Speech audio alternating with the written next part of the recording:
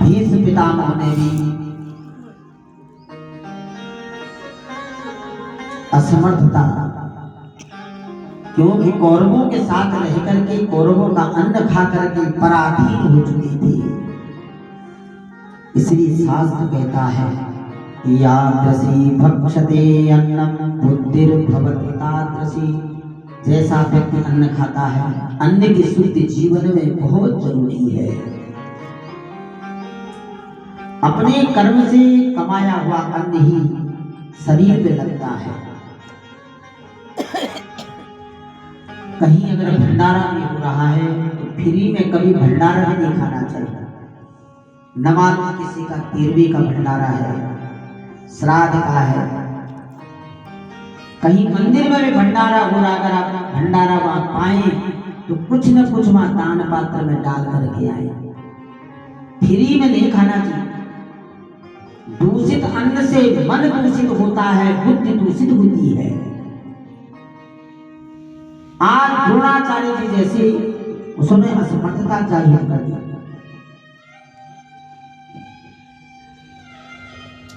सबसे जब द्रौपदी का विश्वास उठ गया कि मेरी सहायता के लिए कोई नहीं आएगा, तब द्वारिकाधीश को पुकारने लगा।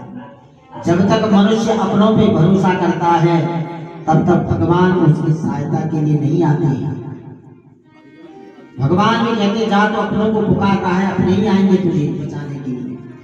परंतु जब अपनों से विश्वास उठ जाता और उस परम पिता की ओर ध्यान एकाग्र करने लग जाता है, तब वो परमात्मा अपने भक्त की रक्षा के लिए आते हैं। द्रौपदी अब हार चुकी, रो रही है, विलाप कर रही है कि जिनके प्रति मैंने इतना विश्वास किया, आज उन्होंने मुझे ही दांव पे लगा दिया।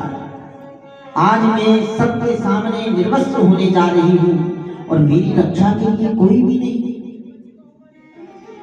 आज जीवन का सत्य पता लगा, करुण भाव से पुकार रही है। और जब मन पवित्र होता है, मन में जो भावनाएं हैं वो भावनाएं केवल भगवान के प्रति समर्पित होती हैं, तब भगवान सहायता के लिए आते हैं।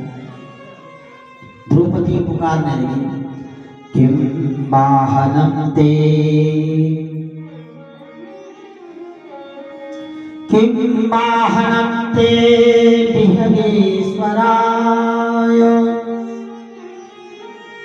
किम भोजनम ते नयनांचल दीर्घताय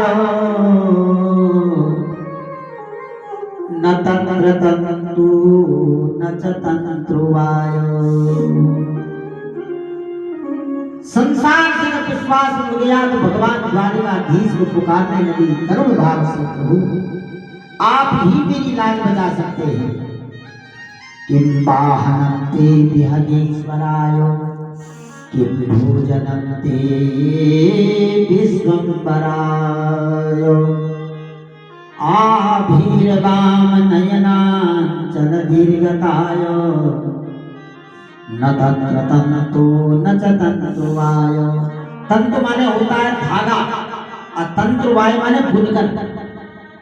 भगवान के पास न कोई धागा है न कोई बुनने वाला है, फिर भी द्वारिकाधीश आई।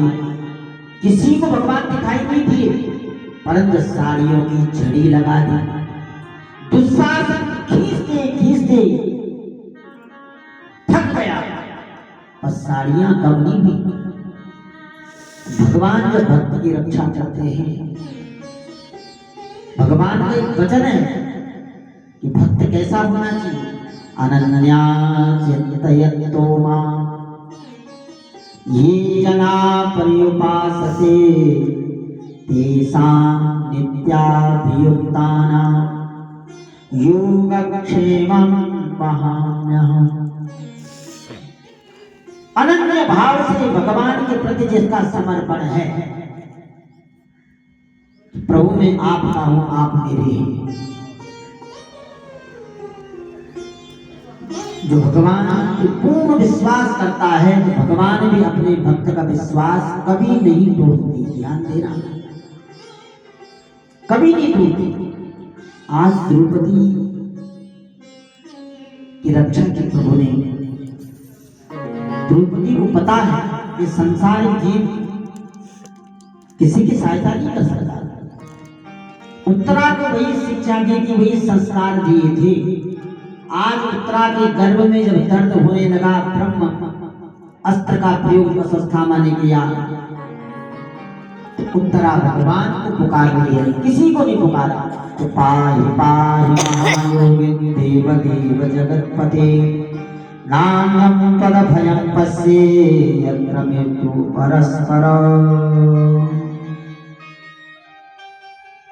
भगवान की बात भगवान पांडवों के साथ थी।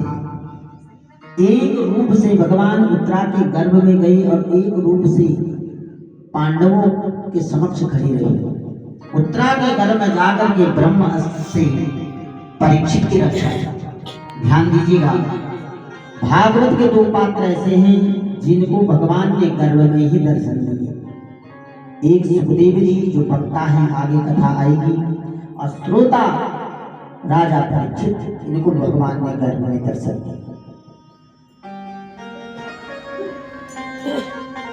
एक रूप से पांडवों के सामने रहे और एक रूप से उत्तरा के गर्भ में। राजा परीक्षित उसमें गर्भ अवस्था में शिशु रूप में देख रही है, 4 हाथ वाला कौन है।